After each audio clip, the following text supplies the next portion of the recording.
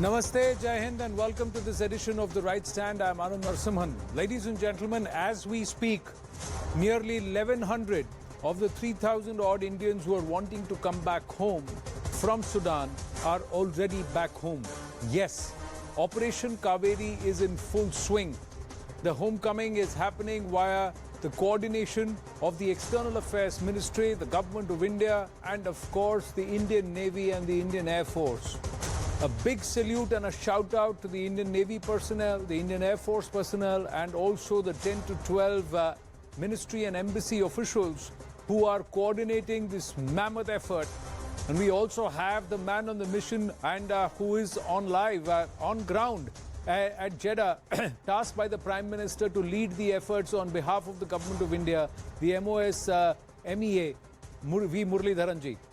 He's currently in Jeddah, and that is where the entire group of evacuees who are coming out of Sudan, they are now arriving at Jeddah. They're being taken to the Indian school in Jeddah where they're staying, and then when their turn comes on the roster call to board the flight, they are being sent home via chartered flights or even the Indian Air Force aircraft that are ferrying them back.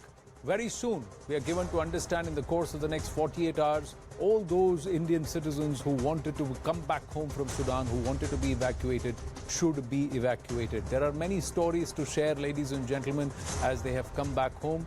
We are standing by for V Muraleedharan ji to join us live in just a bit.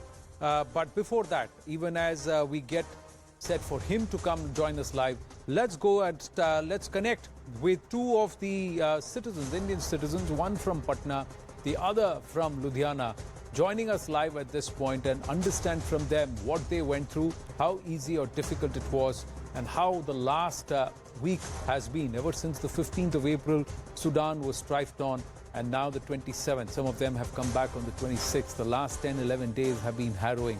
First up, I'm going to make an effort to try and go across to Rajesh Chaturvedi from Patna. Rajesh ji, namaste.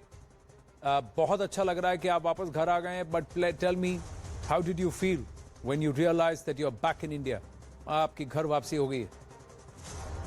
It's like ये feeling मतलब बयान नहीं कर सकता हूँ. It's amazing. The basic fact is that my father was not knowing at all that I'm traveling back to India. Like not traveling back, actually evacuating from that country to this country in this manner. And he was following the news and he was calling me many times. I used to say my place is okay. So he was very happy that his place is okay, so everything is okay. And today when I saw him and he saw me, he started, having emotional feelings. But Rajesh ji, how long were you there and what happened? Can you take us through? See, I was there in Sudan for 7 years, and basically मैं काम करता हूँ Dunlop Tires के लिए. Dunlop Tires, the one which is not in India, it is basically belongs to Sumitomo Rubber Industry, Japan. And I was reporting to South Africa office, Durban office, Sumitomo Rubber, Durban, South Africa. And I was stationed in Sudan. 2022, I can say the whole system of business community, the whole system of development, whatever used to happen in that country, it started going to the slowdown. And it came to a point where it was totally choked. So we were all believing and, hoping that things will blast now and blast in a better manner. So everybody will come to a platform and sit and decide to do something good for the country. But it happened actually in a miserably opposite way. So it was not even expected. And the day it happened, in the morning, Saturday morning, I think 15th of April, I generally, it was a Ramadan month. So we used to take, 2 hours leverage of office timing, like 1 hour delay in office starting and 1 hour early in, closing the office. So I reached office by 9. By 9:30, everything started mobilizing in such a manner that it was not conducive for the people to stay out or be on office. In 30 minutes, we all started going back to home, and by afternoon, everything started turning around to a war kind of a situation. Means like I saw a fighter plane flying over my flat, my building. So we were seeing the burning of airport, burning of army headquarters, the fumes, the all things were black and black. Whole sky was totally black. Wow. So this started like this, and then it continued. Well, Rajeshji, I'm just going to ask you to wait with us because we also have Nishant. Nishant Singhania is joining us from Ludhiana. He was rescued from Sudan. He was part of the first batch, those who returned. Nishant, namaste. And once again, I'm happy कि आप भी घर वापस आ गए हैं. आप कब वापस पहुंचे? When did you reach home? Where do you live? What do you do? What did you do in Sudan? Well, I live in Ludhiana in Punjab. So I arrived yesterday night to Delhi airport. And then my brother and my family, they came to pick me up. So I arrived this morning to my home, Ludhiana. So in Khartoum, I am doing work. I have a business there for travel management company. So I'm doing this since 2014. Initially, I was doing a job there. But then in 2018, we started our own business, our own venture there. So normally what we do, I travel back and forth. So 2 months I'm in India and then there. So I just traveled on 11th of April only to Sudan. So you went back only on the 11th? Or 4 दिन बाद 15th it all started? That's what Rajesh ji is telling us. What happened where you were in Khartoum? Saturday, it was we were hearing gunshots and all. But Sunday morning, the electricity went out.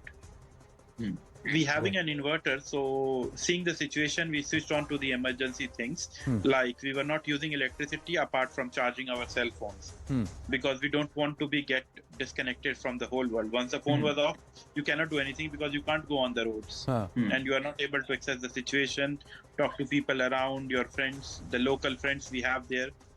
So till Wednesday, we were at our home only in Amarat. But Wednesday, even the inverter also died because 3 days and it will not go more than that. So then I decided to move from Amarat to one of my friend's place. It is in the other neighborhood, Mamura. They have electricity and everything. So I thought it's better to move from here at least. But could you step out on the road? Were you able to step out easily? You said you want to move from one place to the other. How did you do that?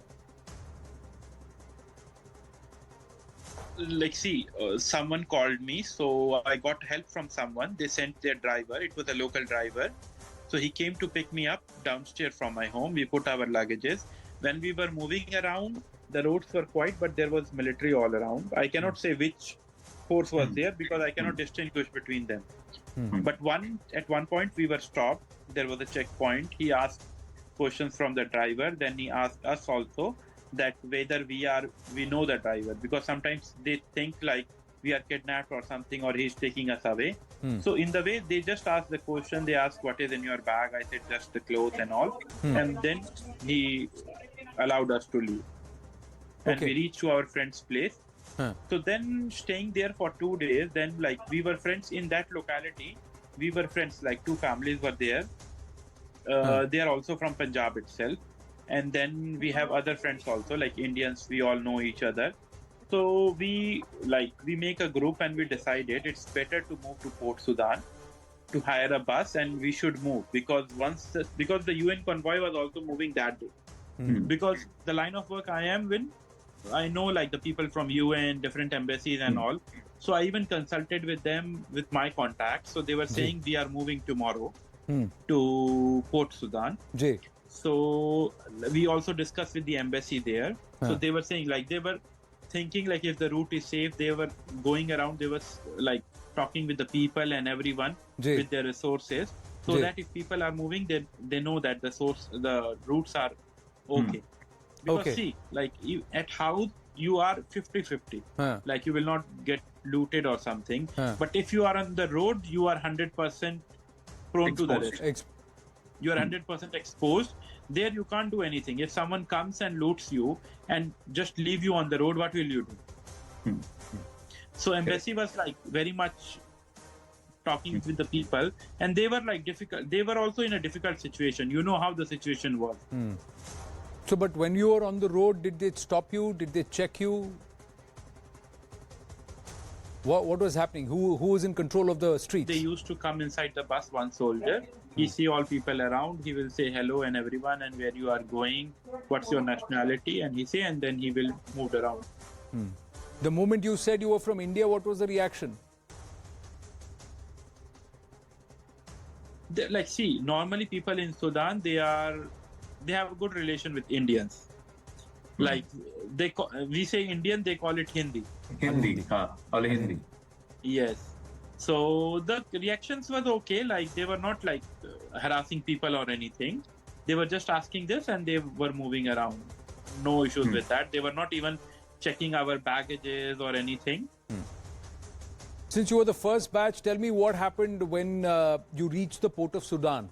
900 kilometers from Khartoum to port of Sudan. How did the Indian agencies, were they present? Did they help you? What happened there? When we reached there in Port Sudan, there was already a setup in the school they made where you can stay. But fortunately, like we have good friends there in Port Sudan as well. So we stayed in one of our friend's house, like he arranged one of the apartments next to it. So we all can stay there. Right. Nishant, even as I come to you with the next question, we are hoping to get V Muraleedharan ji on the phone, because even as we speak, ladies and gentlemen, he's on his way from the Indian school in Jeddah to the airport, to the port actually, Jeddah port, to receive another batch of Indian evacuees who are coming in from Sudan. So we'll try and get him on the phone at the earliest. Meanwhile, from Port Sudan, where did you go? You said you went to Jeddah. Where did you go from there?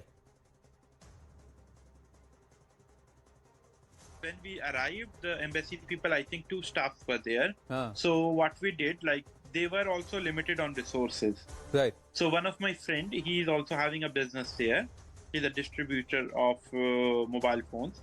So his team was also there. So what we say to them, like if you're out of resources, we have laptops, we have people who can manage, who can make the list, who can make the head count. So they were volunteers. So they were people for volunteering. Yes. So the team was set up, like we made fantastic. You guys actually volunteered and tried to help the citizens. I'm going to, Rajesh ji, Nishant, please wait with us. I'm just going to try and go across to V Muraleedharan ji, who's with us on the phone line. V Muraleedharan ji, namaste. Anand Narasimhan here. Can you hear me, sir? Yeah, I can hear you. I know you are in the thick of things and you're rushing to receive yet another group of Indian citizens. How is the evacuation work going on so far? No, it is going on very smoothly. And as you know, around 1,100 Indians have reached Jeddah. And from here, around 600 have already reached India, both in Delhi and Mumbai.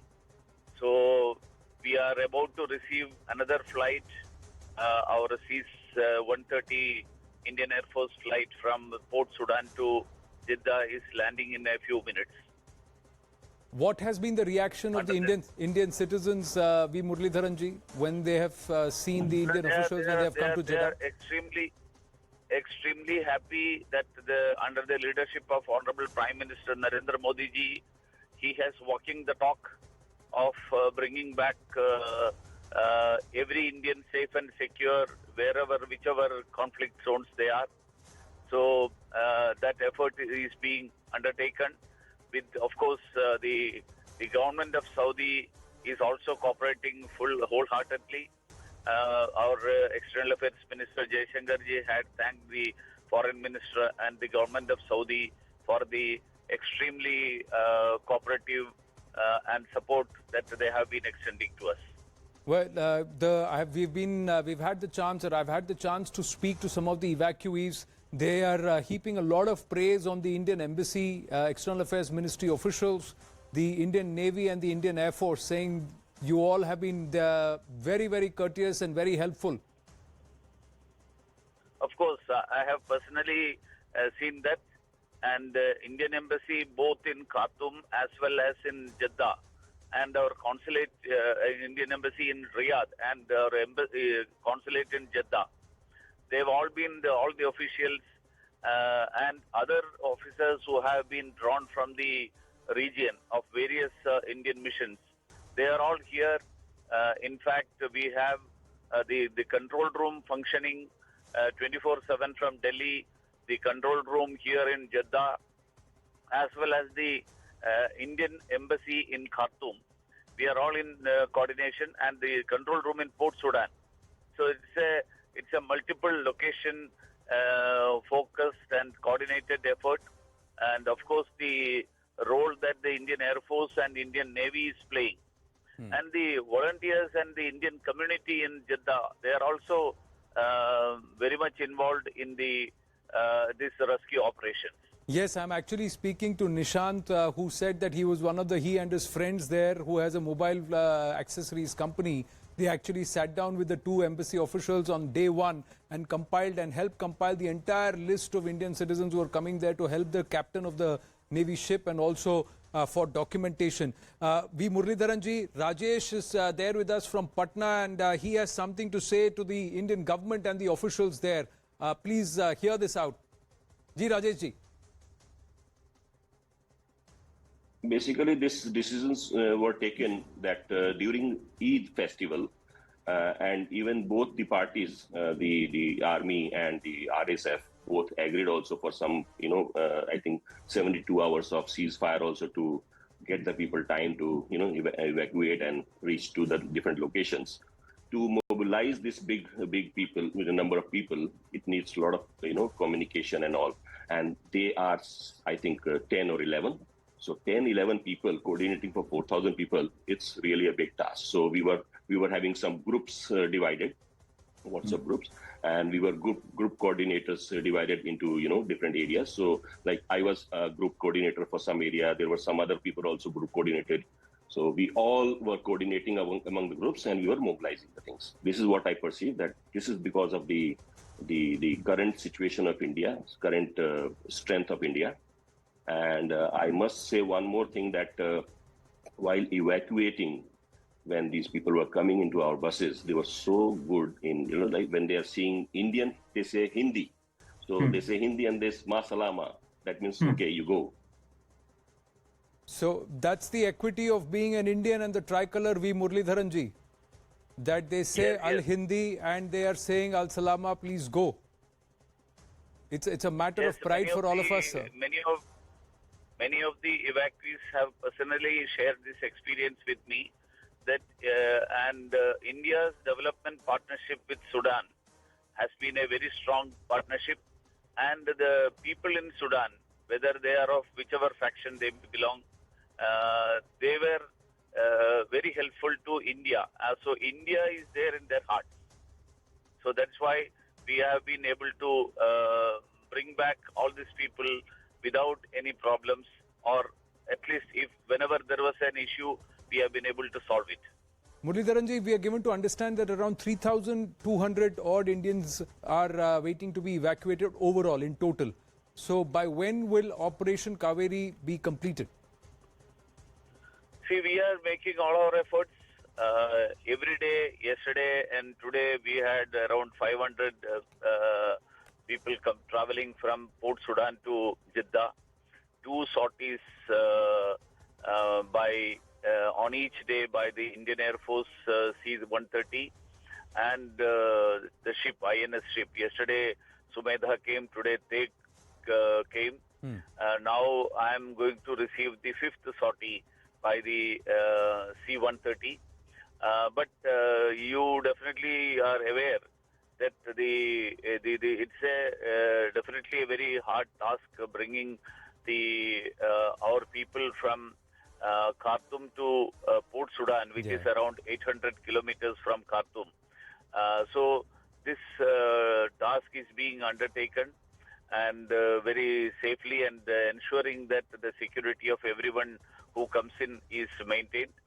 And we hope to complete it at the earliest, because this is a volatile situation and it's a complex situation. So we would like to complete as early as possible. There are evacuees from Kerala, from Karnataka, some are from Maharashtra also, and there are some who are stuck in cities like Darfur and Al-Fahar. Are they also going to be evacuated, or is it largely focused in Khartoum? No, we have been trying to see.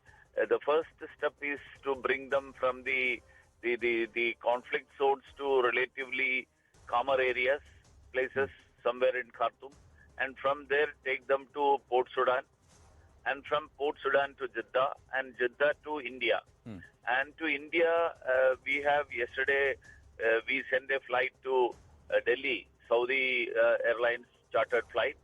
And then today morning, an Indian Air Force flight, the C-17, came to from Jeddah. It flew to Mumbai. So we are considering this aspect of from which region are the people who are wanted to travel. Accordingly, we are trying to arrange the flight to somewhere logistically convenient area in India of that region. My final question, V. Muraleedharan ji, I know you're in the thick of things. Have you been able to get any rest, or you're going to rest only after Operation Kaveri is over? And also to those families who are eagerly waiting the return of those who haven't returned yet. See, I am in a government led by Honorable Prime Minister Narendra Modi ji, who has not taken a single day rest during the last 9 years. So I don't think that I should give an answer on whether I have taken a rest or not. Ultimately, I am here for not to take rest, but to implement the task that the Prime Minister and the Honorable Foreign Minister has taken upon themselves. And I'm fully committed to this task. And with the participation of our Indian community and the officers in the Ministry of External Affairs, who are extremely hardworking, and they have also not slept for many days. The ambassador, the other officials who are here, including from Delhi. So we are doing our duty. So we will make all efforts to see that the word given by the Prime Minister that Indians anywhere in the world, in any conflict zone, we would like to bring them safe and secure. No Indian left behind, that's the promise, and let's hope you're able to deliver, because it's a tall order. To you and to the entire team, including the embassy officials, the members of the Indian Armed Forces, and all those who are volunteering, commendations and all the very best in completing Operation Kaveri successfully.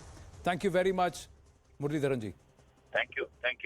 And I would thank you for the support that the media is also giving in this task.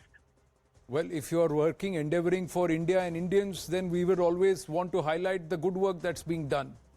So, Thank you. So you deserve the credit, and those who are working tirelessly, they deserve the credit. I thank you, sir. Thank you very much. Thank you. Well, before we leave and before we move on, just a quick word from Nishant. Nishant, anything you want to say to the Prime Minister, the agencies?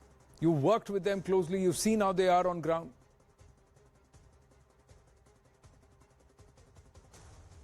I would like to thank Mr. Narendra Modi for all the things they have done for us, and we salute to our Indian Navy forces and Air Forces, with the help of which we were able to evacuate it from Port Sudan to Jeddah. And all the arrangements, they were really good.